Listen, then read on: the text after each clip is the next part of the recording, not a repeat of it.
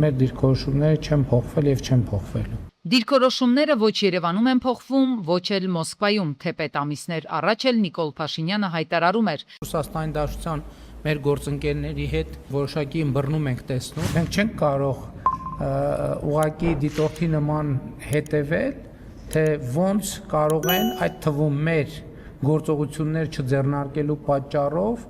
միջազգային երկաթգծերը գալ մտնել Հայաստան եւ Հայաստան մտնելով էլի շրջանցել Հայաստանը։ Հայկական երկաթուղու կառավարումը երրորդ երկրին փոխանցելու շուրջ քննարկումները թեժացել են այս տարվա տարեսկզբից, թեպետ Երասխ Ախուրիկ երկաթգիծը վերականգնելու Երևանի առաջարկը Մոսկվայից դրական արձագանքի արժանացավ։ Հայաստանն այնուամենայնիվ օրակարգ բերեց երկաթգծերի կառավարչի հնարավոր փոփոխության հարցը։ Սա այն պատճառով, որ Ռուսաստանի հետ որոշ երկրներ ոչ այնքան լավ հարաբերություններ ունեն, իսկ Սյունիքի ամերիկյան ճանապարհով անցնելու է նաև երկաթուղին։ Հակառուսական չբացահայտվող ուժերը չեն ուզում ճանապարհը կտրել Մոսկվայի կառավարման տակ գտնվող ենթակառուցվածքներով։ Թրիփի բանակցություններին առաջարկել էին մեր երկրի տարածքով անցնող ճանապարհի ծրագրով շրջանցել հենց մեզ, ինչն էլ ըստ Փաշինյանի կնշանակի, որ Հայաստանը կորցնում է իր ռազմավարական դիրքերն ու մրցակցային առավելությունները։ Մեր ասացի մեջ որևէ բան, որը ուղղված է Ռուսաստանի դեմ չկա։ Չնայած Փաշինյանի այս հայտարարությանը Մոսկվայից տարակուսանքով արձագանքեցին Հարավկովկասյան երկաթուղու վերաբերյալ Երևանի մեկնաբանություններին, ինչպես հենց բանաձևել էր Ռուսաստանի արտգործնախարարության ներկայացուցիչ Զախարովան։ Я хотел бы обратить ваше внимание. Կցանկանայի ձեր ուշադրությունը հրավիրել այն փաստի վրա, որ մարտի 30-ին Ռուսաստանի Դաշնության տրանսպորտի նախարար Անդրեյ Նիկիտինը հայտնել է, որ Մոսկվան ոչ Աստանայի, ոչ էլ Երևանի հետ բանակցություններ չի վարում Հայաստանի երկաթուղիների կառավարման կոնցեսիան Ղազախստանին փոխանցելու շուրջ։ Ռուսական կառավարման հայկական երկաթուղին Ղազախստանին փոխանցելու հարցը Նիկոլ Փաշինյանը բնորոշել էր որպես օրակարգում թեվածող, թեպետ այնպես չէ, թե Երևանի տեսադաշտում միայն Աստանան էր, այլ պետությունների անուններ էլ էին շրջանառվում՝ Քաթար, Քուվեյթ։ Ես ինքս հանդիպում եմ տարբեր երկրների դեսպանների հետ եւ բնական է հետաքրություն, խոսակցություն դրա մասին կա։ Թեպետ պաշտոնական Երևանի դիրքորոշումը հստակ է առ այն, որ երկաթուղու կառավարման փոփոխության հարցն առաջ բերելը Մոսկվայի դեմ ուղղված չէ, այսուհանդերձ Փաշինյանի Ռուսաստանում նախագահ Պուտինի հետ ապրիլ 1-յան հանդիպումից հետո Դաշնության փոխվարչապետը պնդել էր, թե միայն Հայաստանի կառավարությունն է կասկածի տակ առնում երկաթուղային ոլորտում գործակցության հնարավոր շարունակականությունը։ Ռուսաստանի Դաշնության բոլոր հարևանները նույնիսկ Եվրամիության անդամներ հետաքրքրված են ռուսական երկաթուղային ցանցից օգտվելով եւ ռուսական երկաթուղիների հետ համագործակցելով եւ միայն Հայաստանի կառավարությունն է կասկածի տակ դնում համագործակցության շարունակականություն։ Հայկական երկաթգծերը Հարավկովկասյան երկաթուղու կոնցեսիոն կառավարմանը հանձնվել է 2008-ին 30 տարով եւ այս պայմանագիրը եւս 10 տարի երկարաձգելու իրավունքով։ Փաստաթղթի գոյության 18-րդ տարում փորձագետներն այնքան էլ իրատեսական չեն համարում կառավարական փոփոխությունները, որքան էլ Երևանի առաջ քաշած պատճառներն օբյեկտիվ լինեն, շեշտում են մասնագետները։ Չեմ կարծում, որ մոտակա կես տարվա ընթացքում հնարավոր լինի կառավարման երկաթուղու հանձնումը այլ երկրին, որովհետև իհարկե սա արդեն վնաս կհասցնի Ռուսաստանի Դաշնությանը եւ իրեն կարող է կտրուկ արձագանք իրենց կողմից լինի։ Մասնագետների գնահատմամբ երկաթուղու շուրջ ընթացող քննարկումները վաղուց արդեն դուրս են եկել զուտ պայմանագրային կամ տեխնիկական հարցերի շրջանակից։ Դրանք արտացոլում են ավելի լայն գործընթացներ, որոնք առնչվում են նաև արտաքին քաղաքականության ու տարածաշրջանային հավասարակշռության խնդիրներին։ Փորձագետների կարծիքով հայկական երկաթուղու ռուսական կառավարման շուրջ ձևավորված իրավիճակը վկայում է, որ ռազմավարական ենթակառուցվածքների կառավարումն այլևս միայն տնտեսական նշանակություն չունի։ Այն դարձել է պետությունների միջև հարաբերությունների մակարդակը, փոխադարձ վստահությունն ու հետագա քաղաքական կուրսը չափելու ցուցիչ։ Սերգեյ Լավրովը հայտարարել է, որ Ռուսաստանը սպասում է, որ մոտ ժամանակներում կկայանա 3+3 տարածաշրջանային ձևաչափի հերթական նախարարական հանդիպումը բոլոր 6 երկրների մասնակցությամբ։ Նրա խոսքով Հայաստանը եւ Ադրբեջանը պետք է համաձայնեցնեն հանդիպման ժամկետը, իսկ այն կարող է անցկացվել Բաքվում կամ Երևանում։ Լավրովը նշել է, որ 3+3 ձևաչափը կարևոր հարթակ է տարածաշրջանային խնդիրները արտաքին միջամտությունից անկախ լուծելու համար եւ ընդգծել է նաեւ բազմակողմ համագործակցության նշանակությունը ԱՊՀ-ի, ԵԱՀԿ-ի, ՄԱԿ-ի եւ Կասպյան հնգյակի շրջանակներում։ Ադրբեջանի արտաքին գործերի նախարարը հայտարարել է, որ Հայաստանի եւ Ադրբեջանի միջև դե ֆակտո խաղաղությունն արդեն գոյություն ունի։ Նրա խոսքով խաղաղության համաձայնագրի նախագծի նախաստորագրումը հնարավորություն է ստեղծել տարածաշրջանում երկարաժամկետ խաղաղության եւ անվտանգության համար։ Բայրամովը նաեւ նշել է, որ Ադրբեջանի իրականացրած խաղաղության եւ վստահության ամրապնդման նախաձեռնությունները նպաստել են երկու երկրների միջև հարաբերությունների կարգավորման գործընթացի արագացմանը։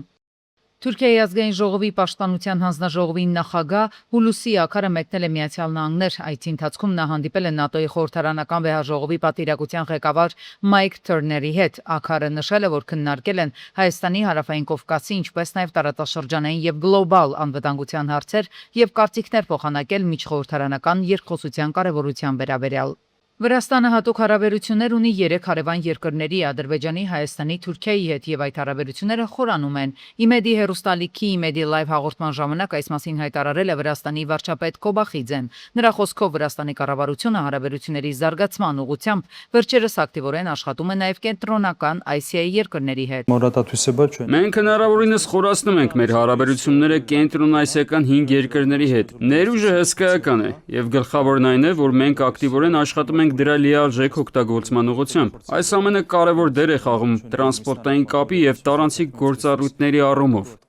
Թբիլիսիում Հայաստանի դեսպանության նախաձեռնությամբ կազմակերպված գործարար հանդիպմանը, որին մասնակցել է նաև Վրաստանի մանրածախ առևտրի ասոցիացիայի գործադիր տնօրենը, հայկական կողմը վրացական խոշոր առևտրային ցանցերին ներկայացրել է արտահանման պատրաստ սննդամթերքի, խմիչքի եւ գյուղատնտեսական արտադրանքի հետ կապված առաջարկներ։ Վրաստանում Հայաստանի դեսպանը ընդգծել է, որ հանդիպման հիմնական նպատակը առևտրատնտեսական գործակցության ընդլայնումն է։ Վրաստանի շուկան թեև չի կարող ամբողջությամբ փոխհատուցել Ռուսաստանի տնտեսական արգելափակմամբ պայմանավորված հնարավոր կորուստները, սակայն կարող է դառնալ ինչպես հայկական արտադրանքի իրացման լրացուցիչ հարթակ, այնպես էլ վերաարտահանման կարևոր ուղղություն։ Պետք է հաշվի առնենք, որ Վրաստանի շուկան չի կարող կլանել հայկական ապրանքի զգալի մասը։ Դա ընդհանուր աշխատանք պետք է լինի, սկսած բրենդավորումից եւ պետությունների միջև պայմանավորվածություններից մինչև, ասենք, օրինակ, լոգիստիկական, այսինքն ճանապարհային աշխատանքներ Հայաստանում, այսինքն ճանապարհային ցանցերի գայնացումն։ Այս ամեն ինչը կարող տեսականորեն բերի փոփոխությունների, բայց օբյեկտիվորեն Թուրքիայի հետ մրցելը այս վիճակում անիրատեսական է։ Ռոսիալ Խոզնադզորը դիմել է Իրանի բույսերի պաշտպանության կազմակերպությանը, խնդրելով դադարեցնել Ռուսաստան արտահանվող ծաղիկների սերտիֆիկացումը։ Գերատեսչությունը նշել է, որ Իրանից ներկայացվող որոշ բուսասանիտարական հավաստագրերում որպես արտադրանքի ծագման երկիր նշվում է Իրանը, սակայն ծաղիկների արտաքին տեսքն ու փաթեթավորման առանձնահատկությունները նույնական են նախկինում Հայաստանից ներկրվող արտադրանքին։ Ռուսական կողմը հիշեցրել է, որ ավելի վաղ Իրանին տեղեկացրել էր հայկական ծաղկային արտադրանքի նկատմամբ սահմանված ժամանակավոր սահմանափակումների մասին։ Հայաստանից Ռուսաստան ծաղիկների ներմուծման արգելքը գործում է 26 թվականի մայիսի 22-ից։ Ռոսիալ Խոզնադզորը սահմանափակում է թուրքական 5 արտահանողներից կորիզավոր մրգերի ներմուծումը Ռուսաստան։ Նշվում է, որ սա ժամանակավոր միջոցառումն է, որոշումն ընդունվել է այն պատճառով, որ Թուրքիայից Ռուսաստան ներմուծվող կորիզավոր մրգերի խմբականակներում պարբերաբար հայտնաբերվել են ԵԱՏՄ անդամ պետությունների համար կարանտինային համարվող վնասակար տարրեր, ասված է Ռոսիալ Խոզնադզորի հայտարարության մեջ։ Պետք է հաշվի առնենք, որ Վրաստանի շուկան չի կարող կլանել հայկական ապրանքի զգալի մասը։ Դա ընդհանուր աշխատանք պետք է լինի, սկսած բրենդավորումից եւ պետությունների միջև պայմանավորվածություններից մինչև, ասենք, օրինակ, լոգիստիկական, այսինքն ճանապարհային աշխատանքներ Հայաստանում, այսինքն ճանապարհային ցանցերի գայնացումն։ Այս ամեն ինչը կարող տեսականորեն բերի փոփոխությունների, բայց օբյեկտիվորեն Թուրքիայի հետ մրցելը այս վիճակում անիրատեսական է։ Հայաստան դաշինքը կվերցնի մանդատները բացի Հայաստանի երկրորդ նախագահ Ռոբերտ Քոչարյանից։ Դաշինքի падգամավորի տեխնացու Ագնեսա Խամոյանը հայտնել է, որ 9-րդ գումարման ազգային ժողովում դաշինքը կունենա 12 տեղ, падգամավոր կդառնա նաև ցուցակի 13-րդ համարը Մեսրոպ Մանուկյանը։ Հիշեցնենք, Հայաստան դաշինքը մանդատները վերցնելու մասին հայտնել էր ավելի վաղ, իսկ խորհրդարանական ընտրություններում ստացել է մոտ 9.9% ձայն։ ԲՀԿ առաջնորդ Գագիկ Ծառուկյանին պատկանող Multi-Stone ընկերության աշխատակիցները շարունակում են բողոքի ակցիաները պահանջելով բացել կապարակնքված ընկերությունը։ Աշխատակիցները, որ արդեն երկրորդ շաբաթն է հարկադիր պարապուրդում են, չգիտեն ինչ է սպասվում իրենց աշխատելու են, թե ոչ կամ աշխատածի համար ով է վճարելու։ Ամսի 17-ը ոչ մեկս աշխատավար չենք ստացել։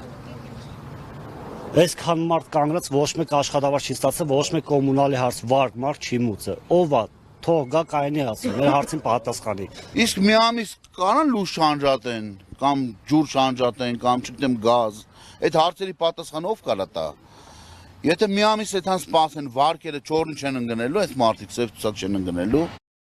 Պետական եկամուտների կոմիտեի կողմից բացահայտվել է վառելիքի ոլորտում իրականացված հանցավոր սխեմա։ Պարզվել է, որ Իրանից Հայաստան ներմուծված ավիակերոսինի իրացման վերաբերյալ համապատասխան տվյալները չեն ներկայացվել ՊԵԿ տեղեկատվական բազայում։ Ըստ բացահայտման, դրածո անձանց միջոցով ստեղծվել է 9 ընկերություն, որոնց անվամբ Հայաստանը ներմուծվել լայնածավալ ավիավառելիք։ Այնուհետև վառելիքը վաճառվել է տարբեր անձանց առանց անհրաժեշտ հաշվարկային փաստաթղթերի տրամադրման։ Ընկերություններից 3-ը չեն ներկայացրել իրացման վերաբերյալ հաշվետվություններ։ Այս կերպ խուսափելով հարկային պարտավորություններից պետությանը վաճառվել է ավելի քան 870 միլիոն դրամի վնաս։ Քաղաքապետարանից հայտնում են, որ Հրազդանի Մեծ կամրջի Կևյան կամրջի հիմնանորոգման աշխատանքները ընթացքի մեջ են։ Աշխատանքների արդյունավետ ընթացքի շնորհիվ կամրջի վերգետնյա վերանորոգումը կավարտվի նախատեսված ժամկետից մի քանի օր շուտ։ Խոսրովի անտառ պետական արգելոցում ֆոտոթակարդը արձանագրել է Գորշ Արջին Ձաքերի հետ։ Գորշ Արջը Հայաստանի կենդանական աշխարհի արժեքավոր ներկայացուցիչներից է եւ նրա արկայությունը եւս մեկ անգամ ընդգծում է այս տարածքի բացառիկ բնապահպանական նշանակությունը։ Բյուրեղավանում նորից են աղիքային վարակի դեպքեր արձանագրվել, ըստ քաղաքացիների պնդումների խմելու ջրից հետո է իրենց ինքնազգացողությունը վատացել, ջերմությունը է բարձրացել, նաև որովայնի շրջանում ցավ են ունեցել։ Ընդհանուր առմամբ Հանրապետական շտապօգնության ծառայությունը գիշերվա ընթացքում 15 կանչ է ստացել, դրանից 6-ն է ավարտվել հոսպիտալացումով։ Քաղաքացիների մի մասին տեղափոխել են Բյուրեղավանի պոլիկլինիկա, մյուս մասին Աբովյան բժշկական կենտրոն։ Ձեզ մոտ հիմա քանի օքի է բուժում ստացել։ Ուրեմն մենք ունեցել ենք 16 կանչ, որից 11-ը եղել է այդ գանգատներով, 3 հոգի հոսպիտալացվել են։ Ինչքան էլ մարդը տնային պայմաններում է։ Իմ երեխան տանը պարկած է, հետա տալիս փորլուծություն է մոտը, ու ինքը ուղեկցվող լիքը հիվանդություն ունի։ Եվ դուք պնդում եք, որ դա խմելու ջրից։ Դա խմելու ջրից է, որովհետև Բյուրեղավանի ինչ որ գրուպա կա Facebook-ում, ես էլ կամ այդ գրուպայում։ Լիքը մարդիկ գրել են, որ իրանց երեխեքն էլ մեծահասակներն էլ հիվանդ են։ Չի կարա ուրիշ բանից լինի այդ թունավորումը։ Ու որպեսզի նախկին ու ներկա նմանատիպ դեպքերը բացառվեն, զայրացած քաղաքացիները Բյուրեղավանի քաղաքապետարանի մոտ էին հավաքվել։ Հստակ քայլեր են ակնկալում պատասխանատուներից։ 12-ից 6-ը բազմաբնակելի շենքերը պետք է ջուր ունենան։ Չկա այդ պայմանագիրը, ժամը 10-ին ուիտո, երրորդ հարգից ջուր չի բացատրվում։ Գալիս է շատ ճլճլալով է գալի։ Շատ,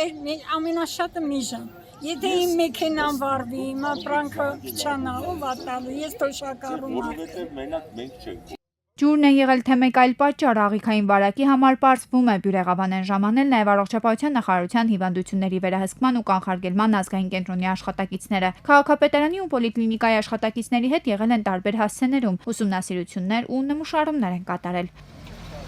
Գնում եք հասցեներ։ Իսկ Veolia ջրից հայտնել են, որ խմելու ջրի որակի շեղումներ չի արձանագրել ընկերությունը տարածված հրապարակումների հանրային մտահոգությունների հիման վրա։ Հիմա Veolia ջրի մասնագետները լրացուցիչ հետազոտություններ են իրականացնում։ Հայկական գյուղմթերքի Ռուսաստան արտահանման արգելքի հետևանքների դեմ պայքարող հայաստանցի ֆերմերներին միացել են նաև ձկնարտահանողները։ Հայաստանից արտահանվող գրեթե ամբողջ ձկնամթերքը տարիներ շարունակ տեղափոխվում էր Ռուսաստան, որտեղ հայկական արտադրանքի սպառման հետ որևէ խնդիր չէր առաջանում։ Բայց հիմա սակայն իրավիճակ է փոխվել։ Մարդիկ ստիպված են նոր շուկաներ փնտրել։ Սակայն ձկնամթերքը սպეციფიկ պրոդուկտ է եւ դրա մասով տարբեր շուկաներում տարբեր պահանջներ են գործում։ Հիմա հույս կա, որ մեր ձկնեղենի որոշ մասը գուցե հնարավոր լինի արտահանել Եվրամիություն։ Ամսի 20-ին այս տարվա մենք նաև հյուրընկալելու ենք 4 փորձագետ Եվրոպական միության երկրներից, տարբեր երկրներից կլինեն փորձագետները Հայաստանի Հանրապետությունում, ցույց կտան բոլոր այդ լրացման եւ գործընթացի վերաբերյալ մանրամասն հարցերը։ Եվրամիության անդամ երկրներ ձկնամթերքի արտահանման process-ը վերահսկող լիազոր կառույցը սննդամթերքի անվտանգության տեսչական մարմինն է։ Արտահանման համար ձեռնարկատերերը պետք է դիմում ներկայացնեն տեսչական մարմին, որին անհրաժեշտ է կցել 18 փաստաթուղթ։ Ցանկը կա կառույցի կայքում, տեղեկացրել է կառույցի ղեկավարը։ Ստուգում ենք իրականացնելու տնտեսվարողների մոտ գնահատելով իրենց համապատասխանության վերաբերյալ, այսինքն կազմելու է տեսուչի կողմից կազմվելու է տեղեկանք, եթե տվյալ տնտեսությունը համապատասխանում է բոլոր այդ պահանջներին, որ մենք կարող ենք իրան գրանցել TRES-ից համակարգում, դրանից հետո տեսչական մարմինը գրանցում է տվյալ կազմակերպությունը թրեյսիս համարում։ Հետո, եթե տնտեսվարողի Եվրամիություն արտահանման իրավունքը հաստատվեց, նրան տրվելու է կոդ, որը օնլայն հնարավորություն է տալու եվրոպացիներին տեսնել հայաստանցի արտադրողի արտադրանքի հետագծելիությունը, կոպիտ ասած ստեղծման պատմությունը։ Տարին մեկ անգամ ՍԱՏՄ-ն ստուգումներ է իրականացնելու ձեռնարկատիրոջ ձկնաբուծարանում։ Դաշտում արկա ընկերություններից գրեթե 97% տնտեսություններն էլ պատրաստ են։ Նույն տնտեսությունում, ասենք, կարող է մարդը ունի լիճ, այդ տնտեսությունը պարիսպապա չի, դա արդեն խնդիր է հանդիսանում։ Այսինքն կան տենց մանր խնդիրներ, որոնց շտկելը որևէ բարձրություն իրենից չի ներկայացնում։ Փորձագետները սակայն այդքան էլ լավատես չեն հայ բիզնեսմենների Եվրամիության շուկայում հետաքրքրվածության հարցում։ Մեծ հաշվով բիզնեսմենը գնահատում է ծախս շահույթ հարաբերակցությունը։ Եթե ինչ-որ բան արտադրել եւ ինչ-որ տեղ արտահանելը ձեռնտու լիներ, վաղուց կօգտվեին այդ հնարավորությունից։ Ես չգիտեմ որևէ երկիր, որը իր տնտեսվարողին մենակ թողի այս հարցում եւ կարծում եմ արտահանման հատկապես ասպարեզում լուրջ աջակցության կարիք կա։ Բացի այս, պետք է լինել ազնիվ ու խոստովանել, որ որևէ շուկա չի կարող իրենով փոխարինել ռուսականին։ Նախ Ռուսաստանում հայկական ապրանքը ճանաչում են եւ հավելյալ գովազդային արշավների կարիք չկա։ Բացի սա, ռուս սպառողի քիմքին հայկական ձկնամթերքը լիովին բավարարում է։ Ոչ այն ծավալներով առաջին, ոչ առանց կառավարության աջակցության երկուս, ոչ առանց տեխնիկական լուրջ բարելավումների երեք։ Պաշտոնյաները սակայն լավատես են, վստահ են, որ շուտով ձուկ արտադրող եւ արտահանողներից մեկը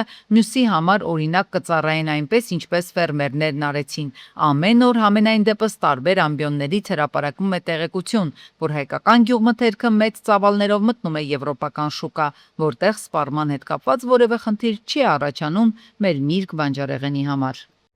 Ամերիկայի զինված ուժերը 6-րդ գիշերն անընդմեջ ուժգին հարվածներ են հասցնում Իրանի տարածքում գտնվող օբյեկտներին։ Հարվածների թիրախում են հայտնվել նաև քաղաքացիական օբյեկտներ։ Թիրախավորվել են Հորմոզգանի նահանգի 3 կամուրջներ, Բանդար Աբասի բնակելի թաղամասը, Քիշ կղզու էլեկտրական ենթակայանը, ինչպես նաև Բանդար Աբասի եւ Իրան շահրի օդանավակայանների մերձակայքը։ Հայտնում են, որ պայթյուններ են տեղի ունեցել Բուշեր ատոմակայանի մերձակայքում։ Իրանի պահապանների կորպուսը հարված է հասցրել Սիրիայի տարածքում տեղակայված Միացյալ Նահանգների հատուկ գործողությունների կառավարման կենտրոնին, ըստ տեղեկությունների հարձակման հետևանքով ոչնչացվել է Միացյալ Նահանգների ռադիոլոկացիոն կայանը եւ ուղղաթիռները։ Միացյալ Նահանգների զինված ուժերի կենտրոնական հրամանատարությունը տեղեկացրել է Իրանի ուղղությամբ հերթական հարվածների շարքը իրականացնելու մասին։ Ամերիկացի զինվորականներն օգտագործել են կործանիչներ, ԱԹՍ-ներ, ռազմանավեր եւ կիրառել են բարձր ճշգրտության սպառազինություն։ Թրամփը բնակչությանն ուղղված իր 40 րոպեանոց ուղերձում խոսել է հետախուզական տվյալների գաղտնազերծման մասին, որոնք բացահայտել են ամերիկյան ընտրական համակարգի թերությունները։ Նա հանձնարարել է գաղտնազերծել ամերիկյան ընտրություններին օտարերկրյա միջամտությունն ապացուցող փաստաթղթերը ու հայտարարել, որ Ռուսաստանը, Չինաստանը, Իրանը եւ Հյուսիսային Կորեան հնարավորություն ունեն ազդելու Միացյալ Նահանգների ընտրությունների վրա։ Թրամփը նշել է, որ գաղտնի տվյալները վկայում են ընտրությունների անվտանգության ոլորտում աննախադեպ մղձավանջի մասին։ Սպիտակ տան ղեկավարը հանձնարարել է պատժել Միացյալ Նահանգներում քվեարկության համակարգերի խոցելիության մասին տվյալները թաքցնելու մեղավորներին։ Միացյալ Նահանգներում խորհրդային պետությունը թաքցրել է ընտրությունների վրա արտաքին ազդեցության մասին տվյալները։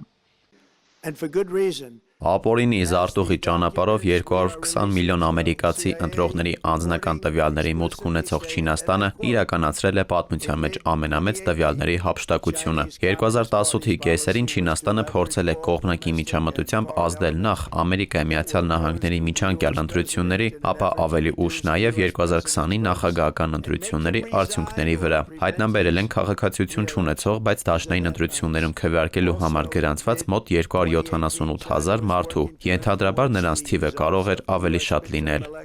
Ամերիկայի փոխնախագահ Ջեյ Վենսը Իսրայելի կառավարության առանձին անդամներին մեղադրել է Իրանի հետ պատերազմը երկարաձգելու նպատակով ամերիկյան հասարակական կարծիքի վրա ազդելու ձգման մեջ։ Վենսը ասել է, որ Իսրայելի որոշ քաղաքական գործիչների ինքը վստահում է, բայց մյուսները մանիպուլյացիայի են ենթարկում եւ փորձում են փոխել ամերիկյան հասարակական կարծիքը, որպեսզի պատերազմը շարունակվի անժամկետ։ Իսրայելի կառավարությունը դեռևս չի մեկնաբանել Վենսի հայտարարությունը։ Ես միանշանակ կարծում եմ, որ մենք տեսել ենք չափազանց լավ ֆինանսավորվող, շատ քիչ տեսանելի արշավ, որի նպատակն էր տապալել բանակցությունները եւ խափանել գործարքը։ Կան հստակ ապացույցներ այն մասին, որ իսրայելցի որոշ առաջնորդներ ատում են Իրանի հետ նախագահ Դոնալդ Թրամփի գործարքը։